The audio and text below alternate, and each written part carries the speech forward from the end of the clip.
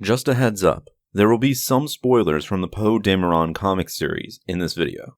Following the Empire's defeat at the Battle of Jakku, most of the remaining Imperial forces either fled into the unknown regions or surrendered over to the New Republic, as it became the new dominant force in the galaxy.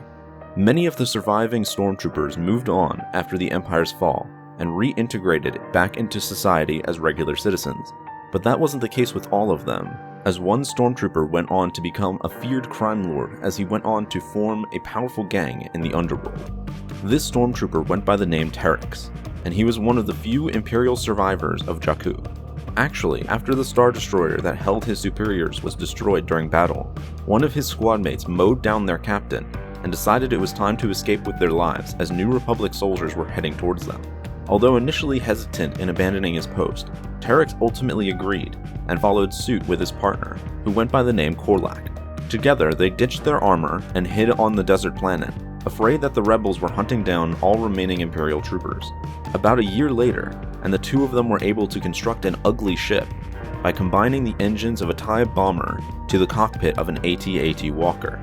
This allowed them to get off Jakku and make their way toward a planet that Korlak had connections to. While Korlak had completely moved on from the Empire, Terex on the other hand still believed he could restore it to its former glory.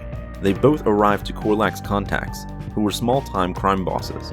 Hoping to use Terex's knowledge and security access to an Imperial shipyard he was stationed at, Korlak and his colleagues pretended to be on board Terex's plans, using those ships to rebuild the Empire. In reality, however, they just wanted those ships for their own personal gain. After hiring a crew to help them out, Terex was able to get everyone inside the shipyard, which was filled with TIE fighter parts and other nearly completed Imperial ships.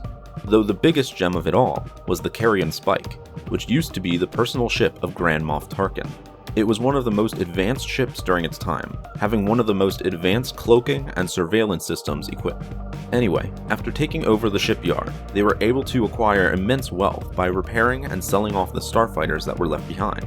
Korlak and his two cohorts still kept up the lie that they were doing all this to bring back the Empire, until one day Terex overheard their deception while repairing the Carrion Spike. After realizing he'd been lied to this entire time, he blew them up using the ship's weapon systems. After doing that, Terex came to accept that the Empire was fully gone, that it was never going to come back, but without its law and order, he now had the ability to do whatever he wanted. With one of the most advanced ships and his military training at his disposal, Terex and his new crew were able to sweep through the underworld as they took out rival gangs and forged alliances with powerful crime lords. Over time, Terex became one of the most feared crime lords in his corner of the galaxy. He came to make the planet Kadak his home base, which seemed to become a major hub for crime after he settled down. He was well known by nearly everyone on that planet, an entire population that both feared and respected the man. He wore a suit of modified and painted stormtrooper armor that had additional armor pieces attached to it. He also had a collection of old Imperial equipment in his personal chamber. As time passed, however, Terex went on to discover the existence of the emerging First Order.